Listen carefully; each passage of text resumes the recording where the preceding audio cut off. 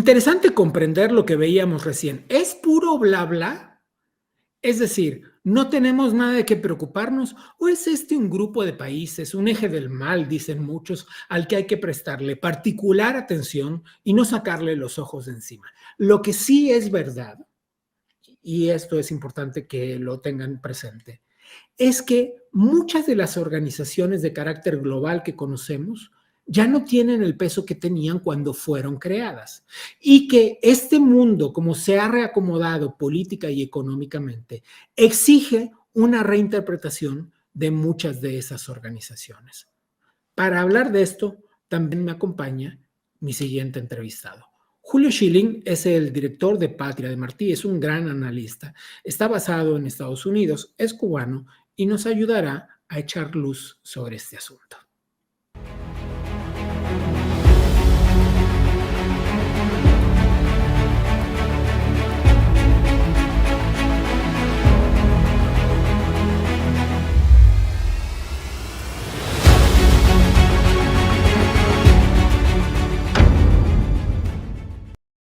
Muchas cosas que conversar, como les dije hace unos minutos, y para empezar a profundizar en este tema, para seguir profundizando en este tema, me acompaña, como les prometí, Julio Schilling, director de Patria de Martí. Julio, buenas tardes, ¿cómo estás? Saludos, Gabriel, un placer de estar contigo. Bueno, antes que nada es preciso entender qué es el G77 más China, esta agrupación fundada en 1964, de la que forman parte 134 países, pero sobre todo entender esta última reunión de mediados de septiembre en La Habana. Mira, en el sentido abstracto, teórico, pues es la representación de países no alineados, o sea, países que no incluyen a los Estados Unidos y poderes de Europa. En este caso, pues también incluyó a China, ellos lo mencionan, y China.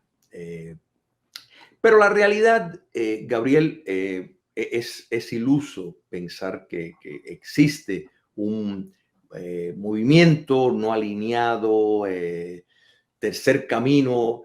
Y esto es algo, hay que destacar que siempre el régimen cubano ha querido formar como mecanismo para establecer alianzas. Entonces, esta reunión era, en efecto, el preludio de la reunión en los Estados Unidos, pero lo que sí es una cosa extraña, que el secretario general de las Naciones Unidas también estuvo ahí, la presencia de China comunista en un foro de este tipo, cuando China es una potencia económica extraordinaria y tiene una inversión que en muchos casos supera, en ciertas regiones del mundo, supera a los Estados Unidos, no tendría ningún sentido de ser si no fuera todo esto una campaña política, ideológica, de la cual Cuba se beneficia enormemente. Una cosa interesante que acabas de poner sobre la mesa y es la convivencia en ese grupo de los gobiernos democráticos, la mayoría de ellos, y muchos gobiernos de corte autocrático, muchos dictatoriales incluso, ¿no? Es decir, vemos allí a Nicaragua, vemos allí a Cuba, vemos allí a Venezuela, vemos allí a Corea del Norte, vemos allí algunas de las naciones autocráticas del mundo árabe. Es difícil comprender esta agrupación sin ponerle un sesgo ideológico. Totalmente, totalmente. Y mira, una de las cosas más hermosas de las Naciones Unidas era su carta fundacional, que recogía determinados valores, o sea, todo esto, la idea de hacer un mundo mejor, un mundo donde primero se expresaba que la soberanía popular y ciertos derechos eran inalienables y que no se podía cruzar esas fronteras. Y podemos seguir diciendo de una serie de pactos que han sido consecuentes con ratificar esa posición. No es que ha habido una posición que dice, bueno, ya esto, ya no creemos en esto, ahora creemos en cualquier cosa, vamos a relativizar el poder político. No, no, no, no.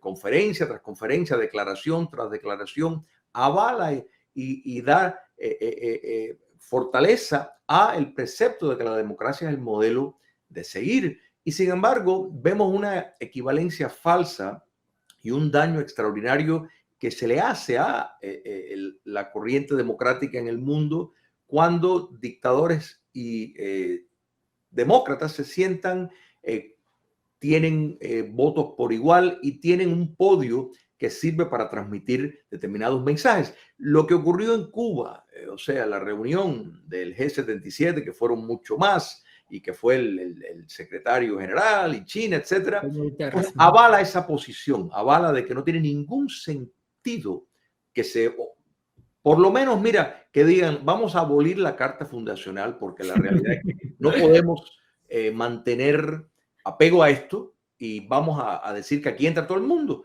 Por lo menos eso le daría un poco más de decoro a... Bueno, pero en la política internacional no es el decoro lo que se busca. A ver, desde el portal Patria de Martí, ustedes han analizado esta compleja relación muchísimas veces. Lo que quiero tratar de entender es de qué hablaron, a qué conclusión llegaron, qué significa conformar un nuevo mundo, como dice la declaración, qué significa, como ellos dicen, un nuevo orden mundial. ¿Qué debemos entender? Mira, recordemos que el comunismo históricamente fue internacionalista.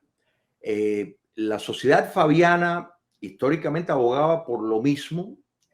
O sea, que esta corriente desde la Primera Guerra Mundial, por ejemplo, el gobierno de Woodrow Wilson hablaba de un Estado administrativo, ¿no es verdad? Que hay un gran paralelismo con el concepto de Marx de tener un gobierno tipo de asociación, o sea, algo informal, siempre la soberanía nacional de países era un problema porque rompía esa visión uniforme de tener un modelo para todos y se acabó. Entonces, la idea del nuevo orden mundial, como lo llamaron, es en efecto un traslado, pero un traslado del poder para los países democráticos, porque China no va a ceder en lo más mínimo su poder, ni Cuba Y lo va a comunista. ceder Maduro, y lo cederá Díaz-Canel, digo, y pongo su nombre, aunque todo el mundo diga que es el presidente, todos sabemos que es una figura del régimen castrista.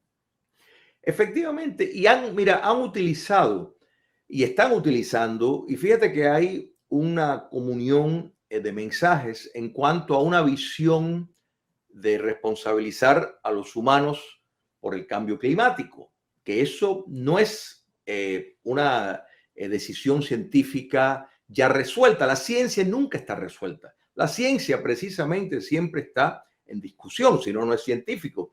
Y la idea de transferir y adoptar determinadas visiones, y te uso solamente un ejemplo de herramientas que buscan para lograr ese fin, es por medio de establecer controles a el sistema económico internacional, pero aplicable a los países, qué casualidad, democráticos, porque China, que es el mayor contaminador del mundo, por ejemplo, pues lo tienen como un país en desarrollo. O sea, uno de los países que más invierte en la infraestructura de otros países y más dinero se gasta en otras naciones, en ayuda extranjera. Estamos hablando de que lo consideran un país en desarrollo para no aplicarle los reglamentos que quieren. Puede que cometa un error con la cifra, pero creo que estoy en lo correcto. Un paper de la doctora María Barlao hablaba de una inversión de China en Latinoamérica de 154,000 millones de dólares, específicamente destinado a asuntos de comunicaciones y transportación y puertos marítimos. 154,000 millones. Efectivamente, está perfectamente claro. Mira, el sistema de lo que le llaman de seda y rutas es un mecanismo donde China presta dinero, invierte en la infraestructura y muchas veces en términos que saben que no lo van a devolver y pues en efecto se va a apoderar de determinado terreno. Es una forma, un nuevo colonialismo. En Argentina tienen la base de espionaje más grande en el hemisferio occidental, la Patagonia. China está dedicada a, y esto lo declararon en 1949, o sea, un maratón de 100 años donde ellos pues han apostado a tener hegemonía sobre el mundo y casualmente es el modelo que muchos en el occidente pues aplauden. O sea, y las Naciones Unidas es uno de los foros que más aplaude cómo China hace las cosas. Aplaudió su respuesta al coronavirus que ellos exportaron. Sin embargo, países como Suecia, que no cerraron y demostraron un camino completamente diferente, tuvieron mucho mejores éxitos, no tuvieron que reprimir a nadie, no destruyeron su economía, no destruyeron el sector de la clase media, los pequeños negocios, y pues, sin embargo, las Naciones Unidas avala todo lo que la política que puso China, que francamente era totalmente draconiana. Entonces, quiere decir que si es el modelo de seguir, y China sigue siendo un régimen de corte, de dominación total, porque la mayor, por ejemplo, la membresía del Partido Comunista, la mayor parte de ellos son empresarios, o sea, no son ni intelectuales, ni agricultores, ni nada de eso. Entonces, China es un promotor extraordinario de la subversión internacional y el Occidente tiene que tomar medidas para eso, cosa que no estamos viendo. Ustedes disculpen que nos están viendo, que interrumpa esto para meternos brevemente en un anecdotario de amigos y café. Pero, Julio, un día tenemos que sentarnos a hablar de esto que estás planteando, que suena a simple vista antagónico, pero que probablemente no lo es. Y dices Partido Comunista y empresarios en la misma oración, en la misma frase. Y citabas recién a Marx, y lo que pasa es que no es tu caso, desde luego, pero mucha gente habla de Marx sin entender el momento en el que ha escrito esas cosas y qué pasaría si Marx viviera hoy, viera el mundo en como lo ve, como está hoy. Es un ejercicio intelectual que deberíamos hacer un día. No, me parece magnífico, pero fíjate, Gabriel, Marx enfatizaba la supremacía que tenía la práctica, o sea, la práctica revolucionaria sobre la teoría. Quiere decir que Marx, y si miramos, lo que pasa es que el Marx antes de 1847, el Marx, lo que se le llama el Marx joven, escribía mucho más con cosas que ver con la cultura y determinadas estructuras claro. que vemos hoy. El posterior Marx se metió en la economía porque, no sé, pensaba que eso era necesario y sigue siendo, porque fíjate que determinados al final siempre buscan estatizar la economía de una u otra forma.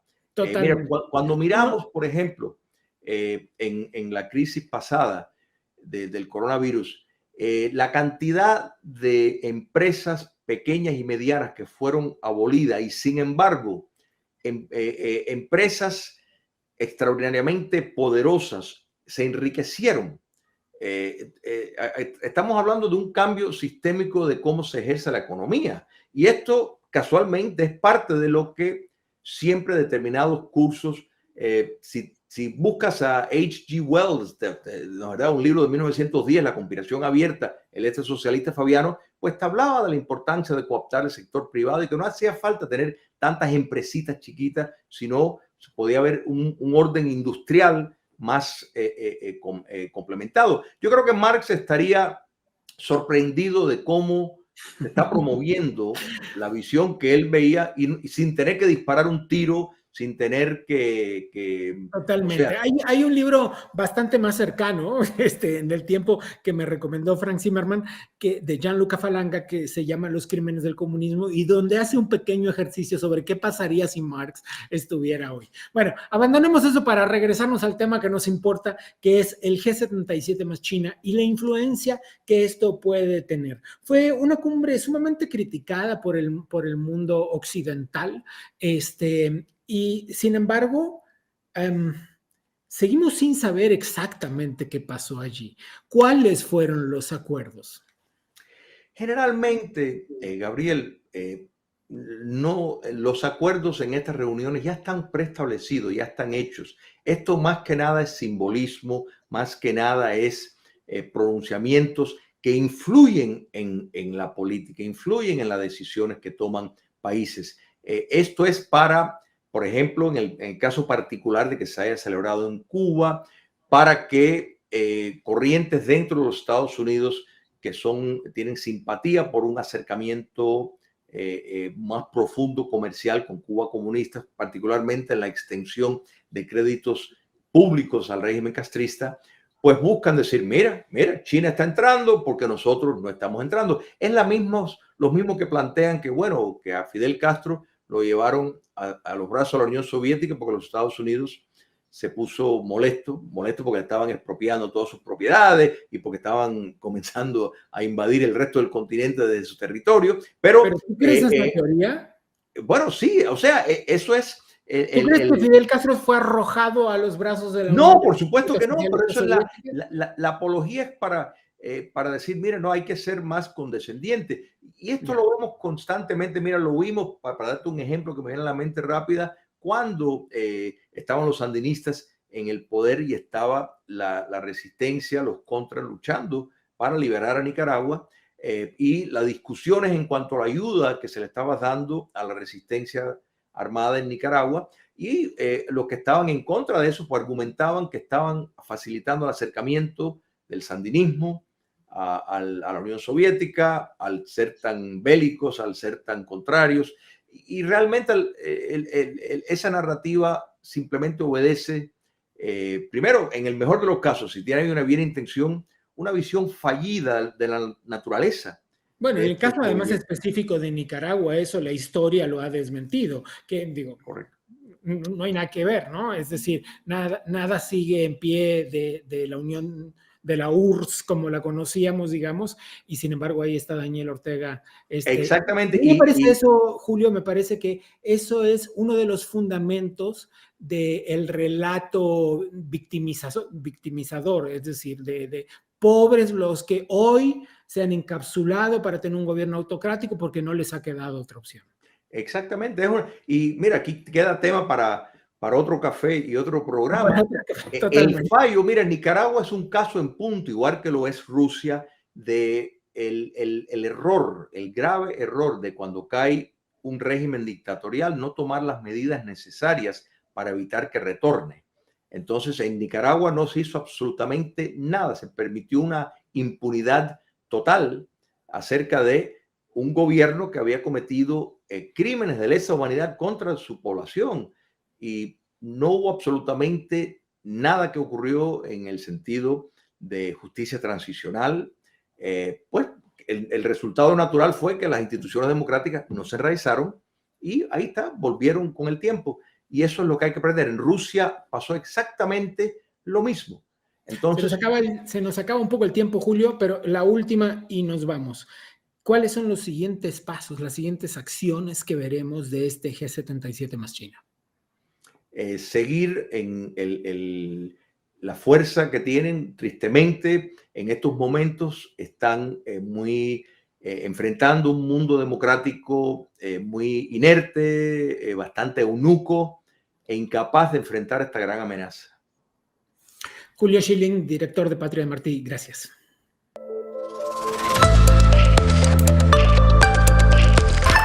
Cosas para reflexionar después de la conversación con Julio Schilling, que siempre nos deja más temas sobre la mesa sobre los que debemos pensar. Pero es preciso, antes de llegar sobre los últimos temas del programa, cerrar este asunto que tiene que ver con el G77 más China. Y cerrarlo quizás de la misma forma que empezamos con él, reflexionando sobre la necesidad de repensar las instituciones de orden internacional que intentan regir los destinos del planeta, porque muchísimas de ellas, tal y como las conocemos, no solo han quedado caducas, sino que además han cedido a determinados intereses políticos.